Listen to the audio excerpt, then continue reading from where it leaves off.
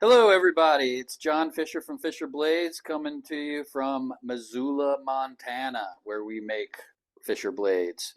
And my brother is joining us, Chaz, from behind enemy lines in Seattle, Washington. Anyway, so today we're going to talk about sort of how we each got here, like the origins of Fisher Blades and how we came to make knives. Uh, so Yeah, why don't you start by telling us about your path, about how you got to Okay. where we are today? Well, I won't go in great detail about how we grew up, but we grew up out in, you know, well, early out in, the country of Colorado. And so we were out in nature, and I mean, 7 years difference between the two of us. So we had kind of staggered Mm. childhoods. But uh, I've always loved camping, the outdoors, and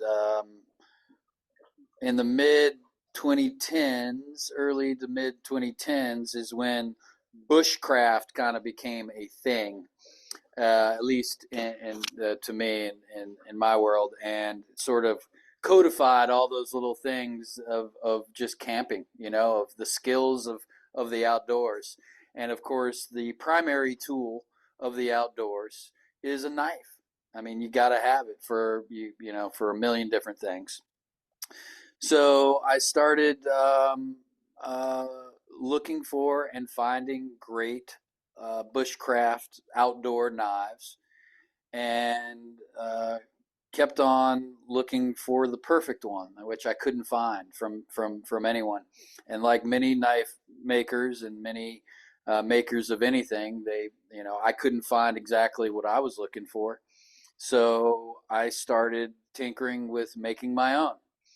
And I got a great opportunity to become an apprentice of Andy Roy of Fiddleback Forge, where I was able to work with Andy Roy, Joey Berry, Dirk Lutz, Alan Searles, and those guys are fantastic people and amazing knife makers. Come on up here, buddy. Come on. Let's go. Let's go. Come on. Okay, he's got to get in here. And here's Mr. Clayton. Here's Mr. Clayton, shop dog. Hey, So he Clayton, wants to buddy. be a part of it. He wants to be a part of it. Anyway, so I worked with those guys for a couple of years. I became a member of the Georgia Custom Knife Makers Guild, and then moved out to Montana and started making custom knives. Um, stock removal, no forging. Although someday I'd like to do some forging, but stock removal, and some really high end, nice custom knives that I started making, and then I guess maybe at this point we should sort of have you introduce how you and I got to sort of the same spot to do what we're doing now.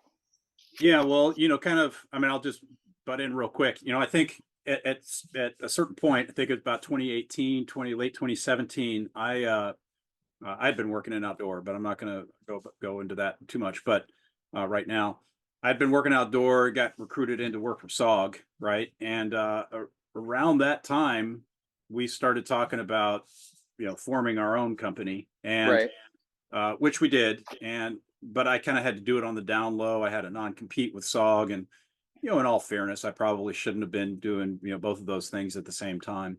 So I think that must have been about 2020 that we officially started Fisher That's right. Blades. But Yep. I was very much in the background and advising and doing some stuff in the background, and not the front man. You were always the front man for it. Okay, buddy. Technical difficulties. Oh, oh. You want me to tell you a little bit about how I got there? Yeah. Okay. So, yeah, I mean, like you said, growing up in Colorado, we were very close to outdoors, and it became a really big part of our identity and what we did, right? So I've been doing that since I can remember. And as you said, a big part of that, one of the major tools for being out there is an edged tool. And so from a very early age. How else are you going to cut yourself if you don't have a knife Exactly. on you? I mean, how else are Totally. you going to scare the hell out of your mama? Yeah. I mean, So yeah, it was always just a part of what I did, and I was fascinated with them. I mean, that fascination actually started much earlier, which I think is really common, especially for boys. I always loved sharp, pointy things, of course. and I cut myself long before, with a knife, long before I even got exposed to the Colorado outdoors. So yeah, I got into outdoor. I was a climber for many years, and so I was in that kind of subcategory of outdoor.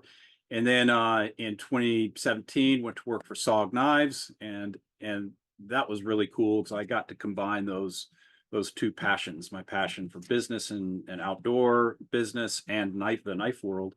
And did that for several years, and had a lot of fun, learned a lot, and then went to work for Boker for a little bit of time. That was, they're also obviously a knife brand, but a really different kind. And all the while, during both of those tenures, you were doing the Fisher Blades custom stuff. Yep. And so now that leads us kind of to where we are now, which is what are we going to do with Fisher Blades? Well, as far as the origins for both of us, it is a long story, and we'll have more more videos about sort of how we came up and how we got to where we are, because it's a semi interesting story, and we definitely grew up in a vastly different era of of being alone with sharp things, running with them with not a parent or adult in sight. And we've got some good stories to tell you, millennials and Gen Zs, about such things as corded phones, memorizing dozens, if not hundreds, of phone numbers, and stuff like that. But in general terms, that's how I got here. Is basically loving knives and wanting to make the perfect knife, which does not exist, but it does not keep one from trying to attain that perfect knife. So we'll have more on the origins of the love of knives and things such as that.